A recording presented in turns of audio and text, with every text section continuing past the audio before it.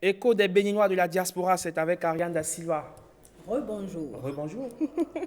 Bonjour Herman, bonjour Monsieur Dacosta et merci Bonjour d'avoir Ariane. accepté notre invitation. Merci, c'est moi qui vous Alors remercie. Herman, ce que je tenais à préciser, c'est qu'aujourd'hui, ça fait 42 ans, jour pour jour, que Monsieur Dacosta vit en France. Ouh là là. Jour pour jour, quoi. 42 ans. 42 ans, C'est- exactement. C'est énorme. Donc anniversaire de...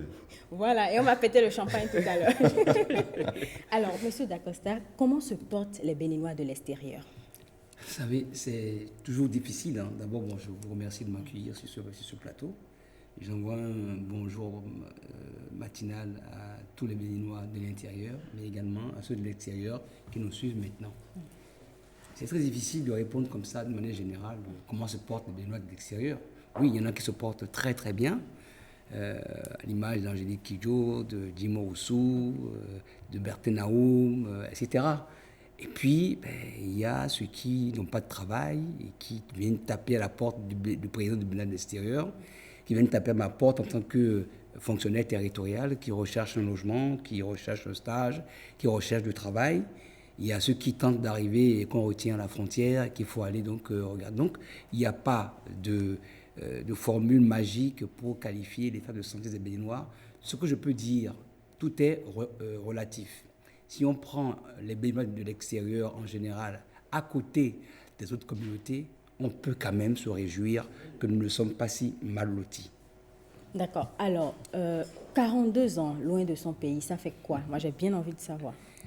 Alors, il y a quelqu'un qui m'a qualifié, qui me dit si loin, si près. En fait, quand je partais d'ici, et c'est pour beaucoup d'entre nous, on part pour faire 2 ans, finir ses études, et puis vous avez des projets donc de revenir vous insérer dans votre pays donc d'origine.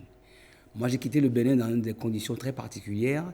C'était la Révolution, c'était l'école nouvelle. Le calendrier donc, scolaire avait été totalement donc, bouleversé. J'avais fait le lycée Koulibaly, donc j'avais eu un bac mathématiques techniques, donc j'étais donc mathématicien, mais en même temps technicien. Quand je suis allé au CPU, il n'y avait pas le matériel. On faisait que des maths, donc que de la théorie et pas de pratique. C'est pour cela que je suis parti, mais c'est très difficile, puisque à l'époque, sortir du Bénin était interdit aux étudiants. Donc j'ai quitté le Bénin le 4 septembre 1977, je dirais clandestinement, parce que je suis parti par le Nigeria, et je suis rentré quand même officiellement et légalement en France, où j'ai continué mes études. Quand j'ai fini donc, mon BTS, je devais rentrer dans une école d'ingénieur. Je devais passer un concours, mais ce concours devait être autorisé par l'ambassade donc, du Bénin en France.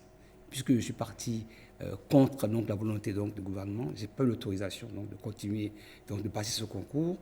Donc je suis resté et je me suis donc orienté différemment en économie. Mais comment revenir dans un pays que vous avez quitté donc, de cette manière? Il fallait donc au quotidien essayer donc, de s'intégrer dans le pays où on était. Parallèlement à mes études d'économie, je donnais des cours de mathématiques.